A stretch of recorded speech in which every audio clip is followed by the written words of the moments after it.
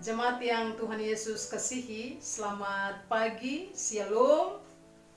Kita patut bersyukur kepada Tuhan Yesus yang memimpin dan menyertai kita sampai saat ini. Walaupun kita masih bergumul dengan pandemi COVID-19, tapi kita percaya bahwa Tuhan Yesus tidak pernah meninggalkan kita bergumul sendiri. Dalam pengharapan itu, marilah kita merenungkan kebenaran firman Tuhan dari pertama Korintus 3 ayat 1 sampai 9 dengan tema pemberitaan firman menjadi kawan sekerja Allah, saling menopang untuk pertumbuhan bersama. Tema ini hendak mengingatkan kita bahwa kita semua dipanggil Allah untuk menjadi kawan sekerjanya, menghadirkan tanda-tanda kerajaan Allah di bumi ciptaannya. Menjadi kawan sekerja Allah maka harus bergandengan tangan, saling menopang dengan tidak merasa diri lebih berkuasa, lebih penting atau lebih kuat atau hebat dari yang lain. Itu berarti bahwa menjadi kawan sekerja Allah harus saling mengakui dan saling menerima kelebihan atau keunggulan serta kelemahan yang lainnya dan saling menopang di antara perbedaan yang ada. Supaya dengan demikian tidak terjadi perselisihan dan perpecahan di antara satu dengan yang lainnya, tetapi terjadi pertumbuhan bersama. Jemaat yang Tuhan Yesus kasihi, nas bacaan kita pertama Korintus 3 ayat 1 sampai dengan 9 menggambarkan tentang suasana perselisihan yang terjadi di kalangan orang percaya di Korintus. Mengapa ada perselisihan atau pertengkaran di antara jemaat atau orang percaya di Korintus? Di sini Paulus menunjukkan bahwa aspek penting yang menyebabkan terjadinya perselisihan di antara jemaat di Korintus adalah: pertama, karena lemahnya karakter seseorang atau sekelompok orang, karena nilai-nilai kebaikan di dalam diri seseorang atau sekelompok orang mengalami kemerosotan, atau dengan kata lain, nilai-nilai kebaikan itu tidak dihidupkan sebagai kekuatan untuk membangun kehidupan bersama demi suatu pertumbuhan. Oleh karena itu, dalam ayatnya yang ketiga bacaan kita ini, Paulus berkata kepada orang di Korintus, "Kamu masih manusia duniawi dan kamu hidup secara manusiawi, sehingga di antara kamu ada iri hati dan perselisihan." Di sini Paulus ingin memberikan penegasan tentang manusia duniawi, bahwa manusia duniawi adalah manusia yang belum dewasa di dalam Kristus. Kedewasaan seseorang Kristen ditentukan dari sikap dan perilakunya dalam menjalani kehidupan yang baik dengan sesamanya. Dengan demikian, mereka yang belum dewasa dalam Kristus adalah pribadi yang masih berakar di dalam dosa. Kita bisa membandingkannya dengan Yakobus pasal 4 ayat 1 sampai 3. Itu artinya bahwa manusia duniawi adalah manusia yang hidup dan berakar di dalam dosa. Dan manusia duniawi inilah yang menjadi pemicu terjadinya perselisihan di antara persekutuan jemaat di Korintus. Jemaat yang Tuhan Yesus kasihi, jika manusia duniawi itu masih menjadi karakter seseorang atau secara bersama, maka upaya untuk menjadi kawan sekerja yang saling menopang untuk pertumbuhan bersama tidak pernah tercapai. Dengan demikian, bagi Paulus untuk menjadi kawan sekerja Allah yang saling menopang untuk suatu pertumbuhan bersama, maka betapa pentingnya setiap orang atau semua orang harus menjadi manusia rohani.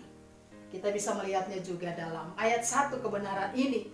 Atau manusia yang memiliki karakter yang kuat, karakter yang di dalamnya bertumbuh nilai-nilai kebaikan, karakter yang di dalamnya bertumbuh nilai-nilai kebenaran. Apalagi saudara-saudaraku, di tengah segala kenyataan berhadapan dengan pandemi COVID-19, maka yang dibutuhkan dari kita semua, termasuk di dalam keluarga, gereja, dan masyarakat, adalah bersama menjadi kawan sekerja Allah yang saling menopang untuk bersama-sama melakukan pencegahan dan penanganan COVID-19 dalam karakter sebagai manusia rohani dan bukan manusia duniawi. Pun dalam berbagai pergumulan rumah tangga, keluarga, pendidikan anak-anak kita, usaha dan pekerjaan kita, kesehatan dan lainnya, semuanya harus dibangun di dalam karakter sebagai manusia rohani dan bukan manusia duniawi.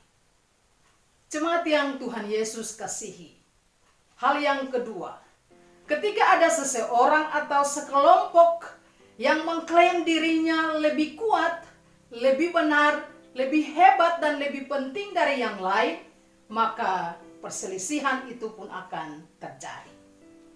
Dalam ayat 4 dan 5 kebenaran firman Tuhan ini, Paulus memperlihatkan suatu kenyataan tentang kehidupan jemaat di Korintus yang terjebak untuk melakukan pengkotak-kotakan dalam relasi sosial, sehingga persekutuan mereka pun terancam dalam perpecahan. Ada di antara jemaat di Korintus yang mengklaim dirinya dari golongan Paulus yang lebih benar dan juga lebih penting. Tapi juga ada yang lain dari golongan Apolos pun demikian. Dan mereka tidak saling menopang, tetapi saling menjatuhkan satu di antara yang lainnya. Dalam konteks ini, Paulus menekankan bahwa sebagai kawan sekerja Allah, pekerjaan pelayanan mereka, entah itu Paulus maupun Apolos, hanyalah menanam dan menyiram. Tetapi pertumbuhannya ada di dalam kuasa Allah. Karena itu yang penting bukanlah yang menanam atau yang menyiram, tetapi Allah yang memberi pertumbuhan. Baik yang menanam maupun yang menyiram adalah sama, dan masing-masing akan menerima upahnya sesuai dengan pekerjaannya. Sebab itu sebagai orang percaya, hendaklah kita ingat bahwa kita semua ini adalah kawan sekerja Allah yang dipercayakan untuk melayani kehidupan keluarga, gereja, dan masyarakat secara bersama. Untuk itu dibutuhkan saling menopang, agar supaya jangan ada seorang pun yang merasa dirinya lebih hebat dan penting dari yang lain. Agar kehidupan yang saling menopang dapat tercapai, maka segala bentuk perbedaan mesti dilihat sebagai kekayaan bersama untuk pertumbuhan bersama pula. Jika ada perbedaan, maka perbedaan itu tidak boleh dijadikan sebagai pemisah yang berbuah perselisihan. Tetapi sebaiknya perbedaan itu dilihat sebagai anugerah, maka akan berbuah pertumbuhan bersama dalam suatu persekutuan sebagai persekutuan keluarga Allah. Jemaat yang Tuhan Yesus kasihi, kalau kita memahami keberadaan kita sebagai persekutuan keluarga Allah, maka dasar pengakuan ini ialah Allah hanyalah satu, pemilik atas semua.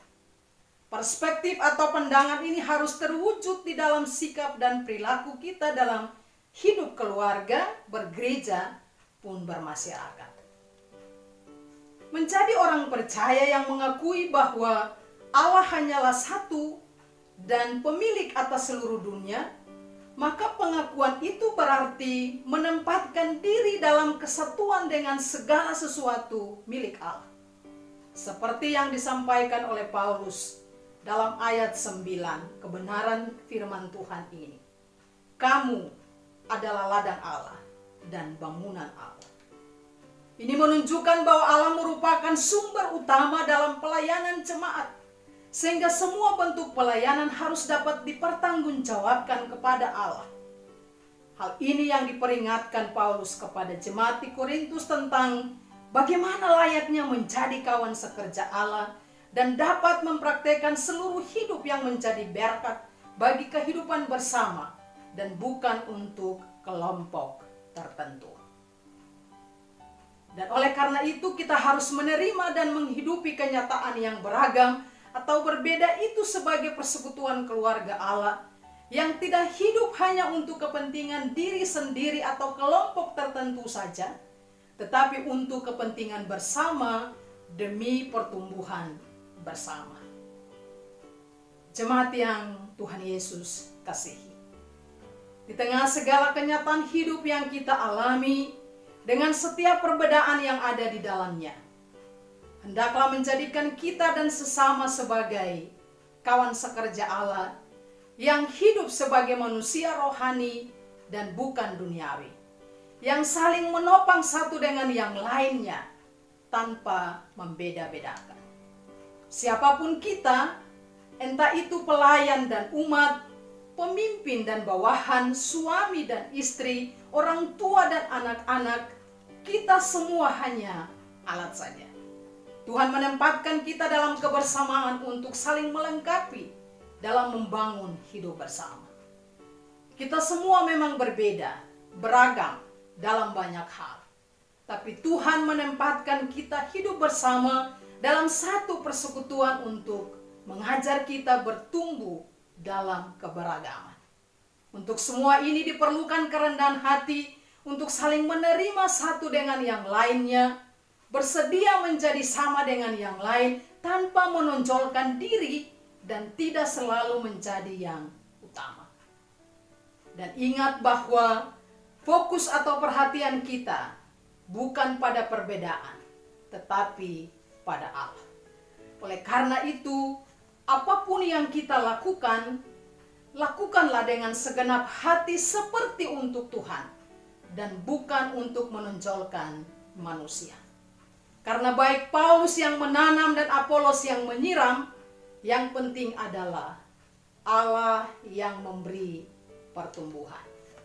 Dan pertumbuhan yang dari Allah itu menjadi pertumbuhan bersama di dalam persekutuan kita sebagai persekutuan keluarga Allah.